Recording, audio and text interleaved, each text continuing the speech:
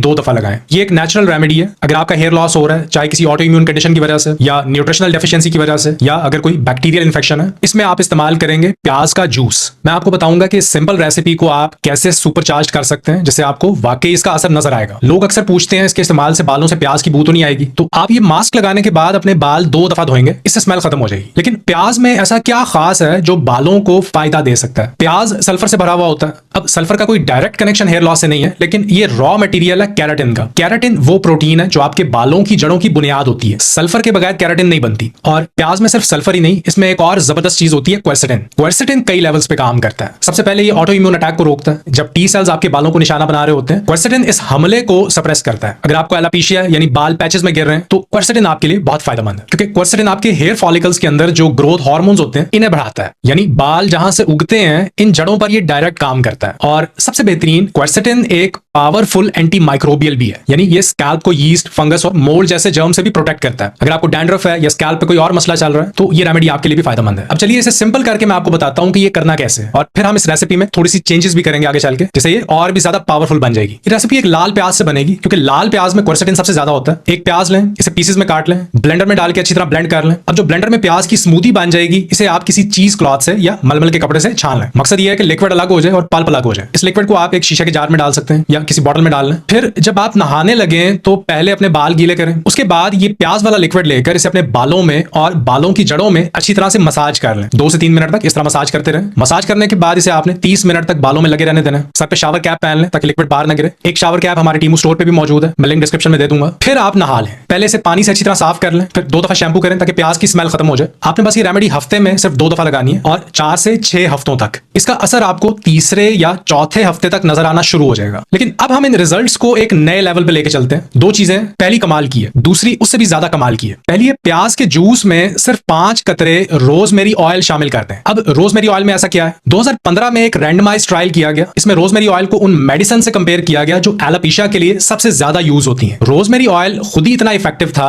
जितनी इफेक्टिव और स्ट्रॉन्ग ये मेडिसिन है। अब ये बहुत कमाल की बात है। रोजमेरी ऑयल में ऐसे फाइटोन्यूट्रिएंट्स होते हैं जो इन्फ्लेमेशन को कम करते हैं, एंटीऑक्सीडेंट होते हैं, स्कैल्प को स्टिमुलेट करते हैं, ब्लड फ्लो बढ़ाते हैं, और सबसे जबरदस्त चीज, ये ऑटो इम्यून इश्यूज को भी टारगेट करते हैं। प्याज के जूस पे भी एक स्टडी हो चुकी है, इसे जर्नल ऑफ डर्मेटोलॉजी में शाया किया गया था। इस स्टडी में शामिल लोगों को 2 ग्रुप्स में बांटा गया। आधे लोगों के बालों में प्याज का जूस लगाया गया बिल्कुल इसी तरह नहाने से पहले, और बाकी आधे लोगों ने सिर्फ सादा पानी से अपना सर धोया 6 हफ्तों तक। जो ग्रुप प्याज का जूस लगा रहा था उनकी हेयर ग्रोथ का रिजल्ट था 86.9%। दूसरा ग्रुप जिसने सिर्फ पानी इस्तेमाल किया, उस ग्रुप का रिजल्ट सिर्फ 13% था। अब आइए इस रेसिपी को हम एक और लेवल तक लेके जाते हैं, और ये होगा अनियन जूस को एनहांस करके। कैसे?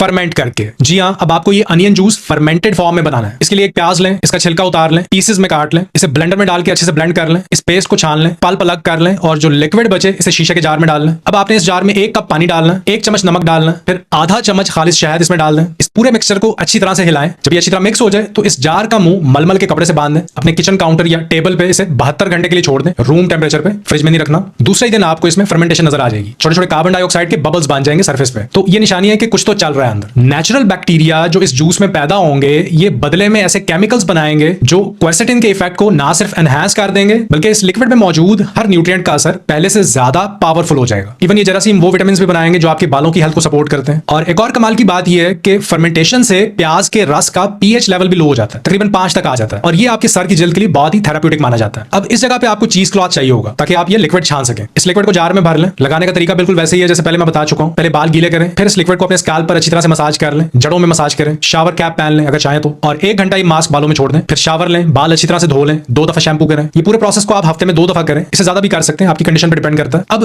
2 और बहुत इंपॉर्टेंट पॉइंट्स हैं, इनका आपको जरूर ख्याल रखना है। पहली बात, विटामिन डी का बालों से बहुत गहरा ताल्लुक है। अगर बॉडी में विटामिन डी के लेवल्स कम है तो हेयर फॉल शुरू हो जाता है। आप रोजाना 10,000 से 20,000 आयुष विटामिन डी 3 लें, या फिर बाहर धूप में थोड़ा वक्त गुजारें, सुबह या शाम के वक्त जब धूप ज्यादा सख्त नहीं होती। और दूसरी चीज, आपकी डाइट। आप जो खाते हैं उसी से आपके बालों को न्यूट्रिशन मिलती है। तो इस बात को यकीनी बनाइए कि आप वो फूड्स खा रहे हैं जो हेयर ग्रोथ को सपोर्ट करते हैं। उम्मीद करता हूं ये मालूमात